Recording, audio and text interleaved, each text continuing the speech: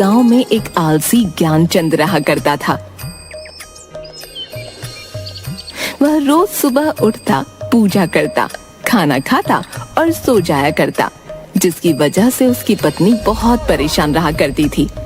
एक दिन ज्ञानचंद भरी दोपहरी में अपनी झोपड़ी में सो रहा होता है। अरे अरे अब तो उठ जाइए जी। दैया रे दैया, आखिर कब तक यूं ही सोते रहोगे? सुबह से दोपहर हो गई है जी, उठ जाइए, जाकर अपने खेत देखाइए ना। इस बार की भी अपनी फसल अच्छी नहीं हुई है। हाँ। अरे अरे क्यों तंग करती हो भाग्यवान? है ये मेरे सोने का समय है। हाँ, मेरा राहु बता रहा है कि अभी बाहर जाना मेरे लिए शुभ नहीं होगा। हाँ, अभी खेत में जाऊंगा तो जरूर कोई अपशगुन होगा। हाँ, तुम एक काम करो भाग्यवान, मेरे लिए भोजन ले आओ, मुझे बहुत भूख लगी है। जाओ जाओ लेकर आओ भोजन। हाँ। हे भगवान, दैया रे दैया, ये कैसा आलसी पति दिया है मुझे, जिसे बस सोना और खाना ही आता है। थोड़ी देर पहले अभी तो भोजन किया था आपने और अभी फिर से। हे भगवान, दिन भर में कोई तो काम करते नहीं आप। हाय हाय, किस आदमी के साथ बन गई मैं। दैया रे दैया। ये देखिए जी, मैं आपके लिए भोजन ले आई हूँ, अब तो उठ जाइए ना। अरे वाह वाह, कितनी अच्छी खुशबू है भोजन की। लाओ लाओ भाग्यवान, भोजन दो मुझे। वाह वाह वाह, आज तो तुमने गुड़ का चूरमा भी बनाया है। अरे वाह वाह वाह। अरे वाह भाग्यवान, मजा आ गया। बहुत ही स्वादिष्ट भोजन बनाती हो तुम तो। हाँ, अरे वाह वाह, तुम्हारा तो कोई जवाब ही नहीं है भाग्यवान, बहुत ही मजेदार। हाँ।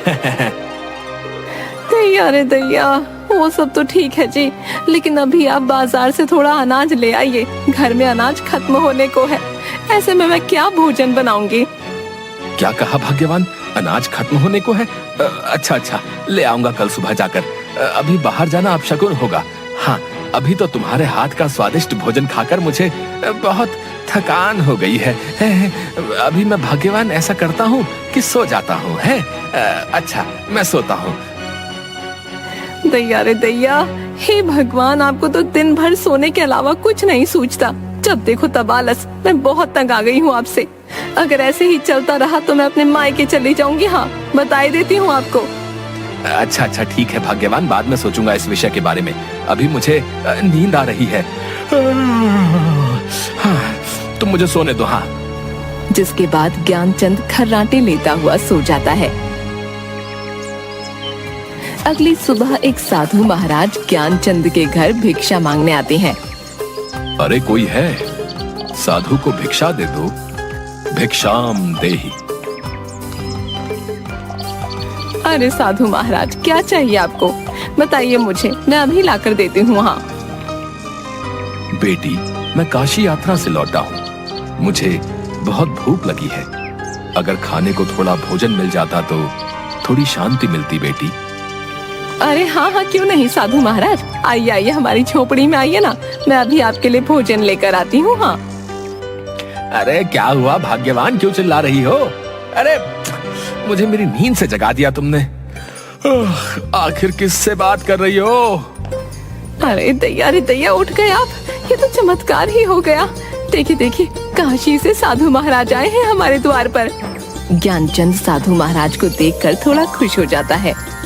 अरे अरे माफ कीजिएगा महाराज जी, आइए आइए, आप अंदर आइए। वाह वाह वाह वाह, सुबह सुबह आपके दर्शन पाकर तो मैं धन्य ही हो गया। हाँ। जिसके बाद साधु ज्ञानचंद की झोपड़ी में आकर बैठ जाते हैं। अरे भाग्यवान, जल्दी से महाराज के लिए भोजन लेकर आओ। जाओ जाओ जाओ, जल्दी जाओ, जल्दी से लेकर आओ। जाओ जाओ। हाँ हाँ, मैं अभी भोजन लेकर आती हूँ। हाँ, साधु महाराज जी के लिए, बस मैं अभी आई। तभी ज्ञानचंद की पत्नी साधु के लिए भोजन से भरी थाली लेकर आती है। ये लीजिए महाराज, आप भोजन कीजिए। हाँ, कीजिए कीजिए, खाकर बताइए मेरे हाथों का भोजन कैसा लगा आपको।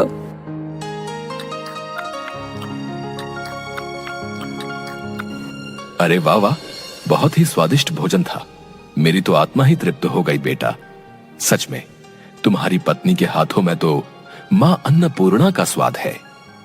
बेटी बहुत खूब, मैं बहुत खुश हुआ। इसलिए तुम कोई भी मुझसे एक इच्छा मांग सकती हो। तभी ज्ञानचंद ये सुनकर खुश हो जाता है। क्या सच में महाराज आप मेरी एक इच्छा पूरी कर सकते हैं? अगर ये सत्य है महाराज तो मुझे वरदान दे दीजिए कि मुझे जीवन में कभी कोई कार्य ना करना पड़े महाराज। मैं पूरा जीवन आराम करके ही बिताना चाहता हूँ। हाँ। ये बात सुनकर साधु महाराज थोड़ा हैरान हो जाते हैं। ये तुम क्या बोल रहे हो बेटा? ये मनुष्य जीवन है। मनुष्य को अपना जीवन व्यतीत करने के लिए अपने दैनिक कार्य तो करने ही पड़ते हैं। तुम्हारी ये इच्छा सृष्टि के नियम के विरुद्ध है बेटा। महाराज आपने कहा ना कि आप मेरी एक इच्छा पूरी कर सकते हैं, तो मैंने आपको अपनी एक इच्छा बता दी महाराज। अगर अब आपने मेरी इच्छा पूरी नहीं की तो यह आपके बोले गए शब्दों का अपमान होगा महाराज। हाँ। तभी ज्ञानचंद की ये बात सुनकर साधु थोड़ा सोच में पड़ जाता है। अच्छा तो ठीक है, अगर यही बात है तो हम तुम्हारी ये इच्छा अवश्य ही पूरी करेंगे। अब हम अपने शब्दों को वापस नहीं ले सकते हैं। हम तुम्हारी ये इच्छा अवश्य ही पूरी करेंगे।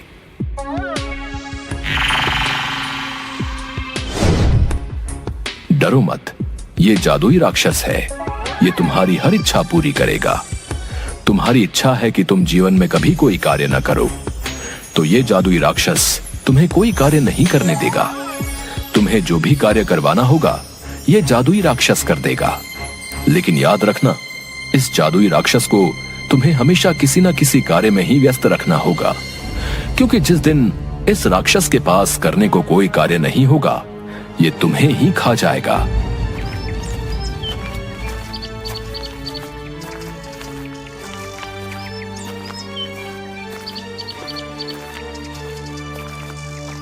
तभी ये बात सुनकर ज्ञानचंद की पत्नी थोड़ा डर जाती है।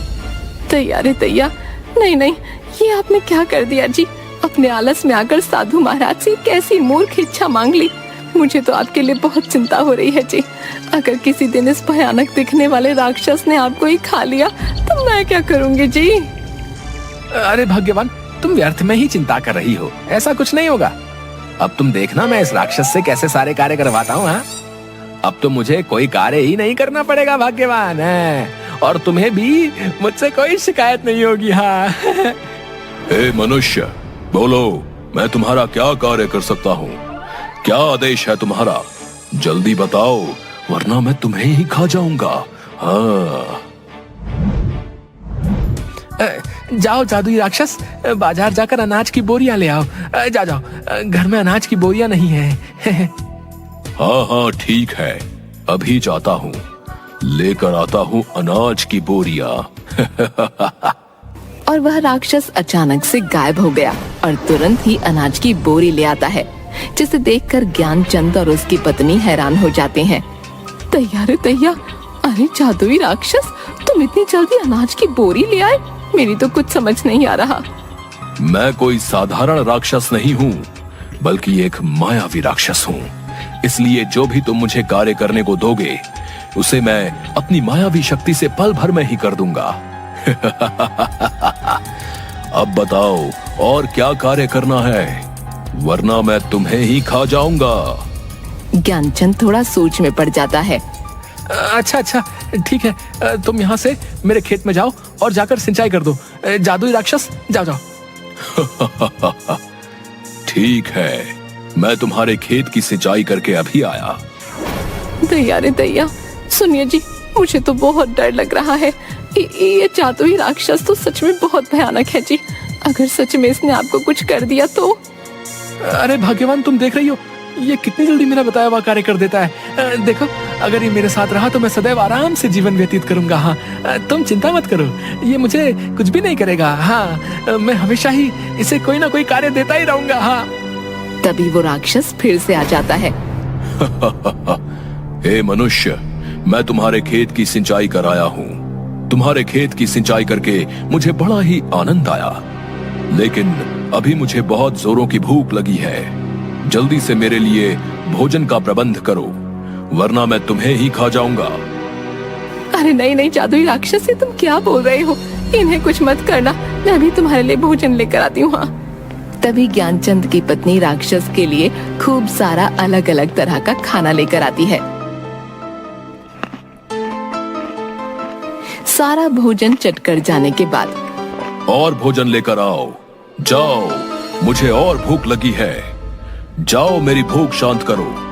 ज्ञानचंद और उसकी पत्नी दोनों ये सुनकर दुखी हो जाते हैं। अरे अरे, पूरे घर का राशन तो खा गया ये जादुई राक्षस। आखिर अब कैसे शांत होगी इसकी भूख। तभी उसकी पत्नी घर के बाहर लगे एक तुलसी के पेड़ के पास जाती है और बहुत बड़े पतीले में जिसमें खूब सारा दूध रखा होता है उसमें उन तुलसी के पत्तों को डाल देती है और उस दूध के पतीले को राक्षस के पास लेकर जाती है। ये लो जादुई राक्षस, इस दूध को पी लो, इस दूध से तुम्हारी भूख शांत हो जाएगी। जिसके बाद राक्षस सारा दूध पी जाता है और एक लंबी डकार लेता हुआ हाँ भाई, अब आया मजा। अब मेरी भूख शांत हो गई है। वाकई ये दूध बहुत ही स्वादिष्ट था। आनंद आ गया। अच्छा बताओ, अब क्या कार्य करना है तुम्हारा? जल्दी बताओ, वरना मैं तुम्हें खा जाऊंगा। अब ज्ञानचंद उसे कोई ना कोई काम बता देता और राक्षस झट से कर देता। लेकिन एक दिन ऐसा आया जब ज्ञानचंद के पास उस जादुई राक्षस को बताने के लिए कोई काम नहीं था। ऐसे में ज्ञानचंद बहुत दुखी हो गया। अरे भाग्यवान, ये मैंने क्या आफत अपने गले में डाल ली है। उस राक्षस को मैं जो भी काम देता हूँ वो राक्षस उसे बहुत शीघ्र ही कर लेता है। आज तो मेरे पास उसे देने के लिए कोई काम भी नहीं बचा। अब ऐसे में तुम ही बताओ मैं क्या करूँ। लगता है आज तो मुझे वो राक्षस खा ही जाएगा। हाय भाग्यवान, अब मैं क्या करूंगा। अब तो मैं तुम्हें छोड़कर उस राक्षस के पेट में जाने वाला हूँ। हाय हाय हाय। दैया रे दैया, आप चुप हो जाइए जी। मैंने आपसे कहा था वो जादुई राक्षस बहुत भयानक है, लेकिन आप चिंता मत कीजिए। मैं उस जादुई राक्षस को आपको कुछ नहीं करने दूंगी। हाँ, लेकिन आपको भी मुझसे वादा करना होगा। आज के बाद आप अपने सारे काम खुद ही करेंगे। हाँ। अरे हाँ हाँ भाग्यवान, मैं वादा करता हूँ आज से अपने सारे कार्य स्वयं ही करूंगा। हाँ, लेकिन तुम मुझे उस राक्षस का भोजन बनने से बचा लो भाग्यवान। अच्छा अच्छा ठीक है। अब आप देखना मैं उस राक्षस को आज कितना महत्वपूर्ण कार्य देती हूँ जिसे वो जादुई राक्षस कभी पूरा नहीं कर पाएगा। तभी वहाँ पर राक्षस आ जाता है और ज्ञानचंद से, हे मनुष्य, बताओ मुझे आज क्या कार्य करना है। जल्दी बताओ, वरना मैं तुम्हें ही खा जाऊंगा। अरे दैया, ओ जादुई राक्षस, आज मैं तुझे काम देती हूँ। मेरी झोपड़ी के पीछे एक मोती नाम का मेरा प्यारा कुत्ता रहता है। तुम जाओ और उस मोती की दुम को सीधा कर दो। जब तक उस मोती की दुम सीधी नहीं हो जाती तुम यहाँ वापस मत आना। हाँ। अच्छा ठीक है, मैं अभी जाता हूँ और उस मोती कुत्ते की दुम को सीधी करके अभी आता हूँ। अरे भाग्यवान, ये क्या काम दिया तुमने उस जादुई राक्षस को। तुम देखना, वो अभी मोती की दुम सीधी करके आता ही होगा। हाँ, अब तो वो मुझे खा ही जाएगा। हाँ। दैया रे दैया, आप भी ना बिल्कुल मूर्ख ही हैं। अरे भला कुत्ते की भी दुम कभी सीधी होती है?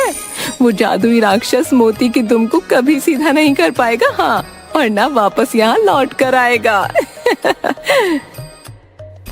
अरे वाह वाह वाह भाग्यवान, ये तो मैंने सोचा ही नहीं। अरे भाई वाह वाह, मान गया तुम्हें।